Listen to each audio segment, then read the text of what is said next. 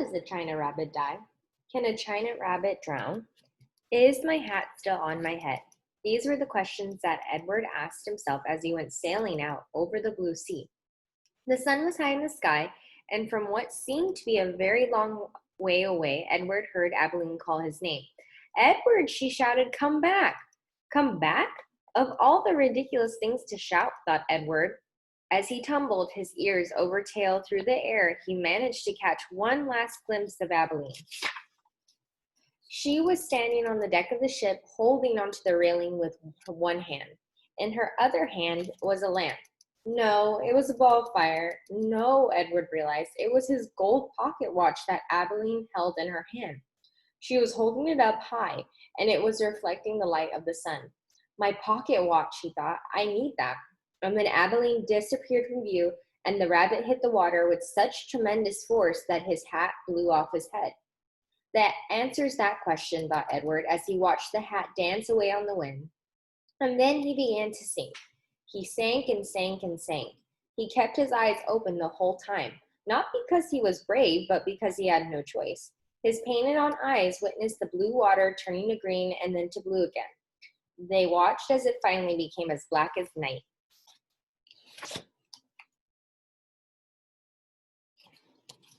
Edward went down and down. He said to himself, if I'm going to drown, certainly I would have done so by now.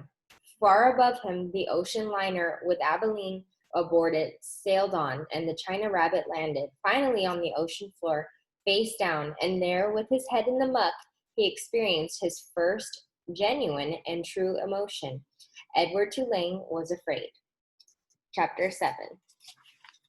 He told himself that certainly Abilene would come and find him. This, Edward thought, is much like waiting for Abilene to come home from school. I will pretend that I am in the dining room of the house on Egypt Street, waiting for the little hand to move to the 3 and the big hand to land on the 12. If only I had my watch, then I would know for sure. But it doesn't matter. She will be here soon, very soon. Hours passed, and then days, and weeks, and months. Abilene did not come.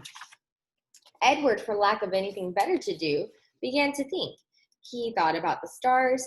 He remembered what they looked like from his bedroom window. What made them shine so brightly, he wondered, and were they still shining somewhere even though he could not see them? Never in my life, he thought, have I been farther away from the stars than I am now. He considered, too, the fate of the beautiful princess who had become a warthog. Why had she become a warthog? Because the ugly witch turned her into one? That was why. And then the rabbit thought about Pellegrina. He felt in some way that he could not explain to himself that she was responsible for what had happened to him. It was almost as if it was she and not the boys who had thrown Edward overboard. She was like the witch in the story. No, she was the witch in the story. True, she did not turn him into a warthog, but just the same way, she was punishing him, although for what he could not say. On the 297th day of Edward's ordeal, a storm came. The storm was so powerful that it lifted Edward off the ocean floor and led him in a crazy, wild, and spinning dance. The water pummeled him and lifted him up and shoved him back down. Help, thought Edward. The storm in its ferocity actually flung him all the way out of the sea, and the rabbit saw for a moment the light of an angry and bruised sky. The wind rushed through his ears. It sounded to him like Pellegrina laughing. But before he had time to appreciate being above water, he was tossed back down into the depths. Up and down, back and forth he went until the storm wore itself out, and Edward saw that he was beginning again his slow drop to the ocean floor. Oh, help me, I thought. I can't go back there. Help me. But still down he went, down, down, down. And then suddenly, the great wide net of a fisherman reached out and grabbed the rabbit. The net lifted higher and higher until there was an almost unbearable explosion of light, and Edward was back in the world, lying on the deck of the ship surrounded by fish. What's this? Said a voice. Ain't no fish, said another voice. That's for sure. The light was so brilliant that it was hard for Edward to see, but finally, shapes appeared out of the light and then faces, and Edward realized that he was looking up at two men, one young and one old. Looks like some toys, said the old man. He bent and picked Edward up and held him by his front paws, considering him. A rabbit, I think. It's got whiskers and rabbit ears, or the shape of rabbit ears at least. Yeah, sure, a rabbit toy, said the younger man, and he turned away. I'll take him home to Nellie, let her fix it up and set it to rights. Give it to some child. The old man placed Edward carefully on a crate, positioning him so that he was sitting up and could look out at the sea.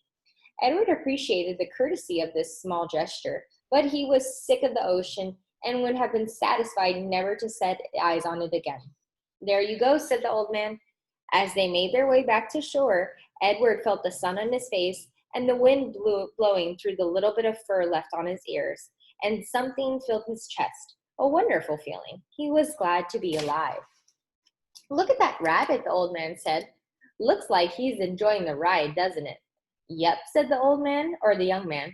In fact, Edward Tulane was so happy to be among the living that he did not even take umbrage at being referred to as it. Chapter 8.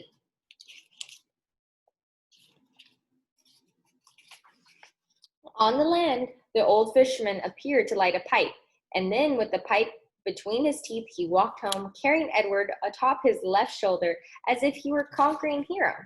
The fisherman balanced him there, placing a calloused hand at Edward's back. He talked to him in a soft, low voice as they walked. You'll like Nellie, you will, said the old man. She's had her sadness, but she's an all right girl.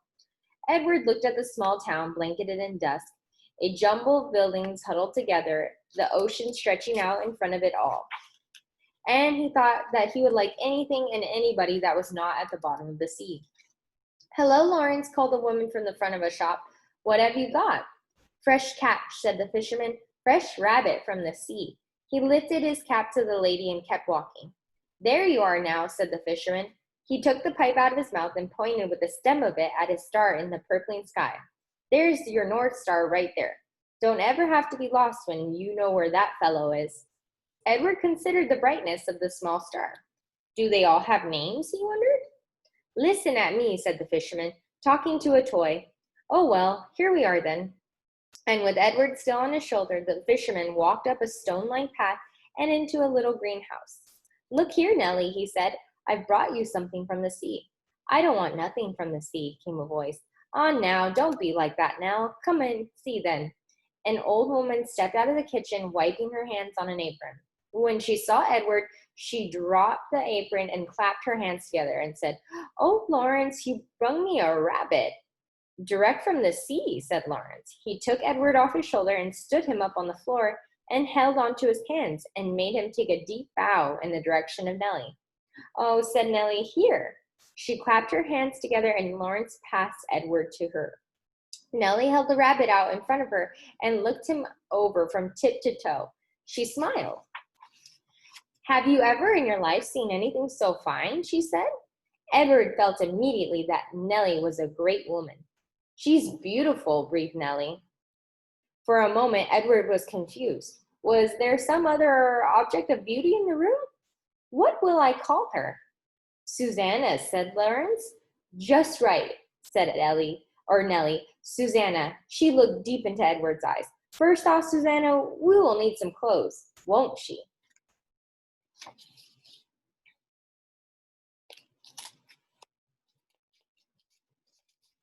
And that's the end of chapter 8.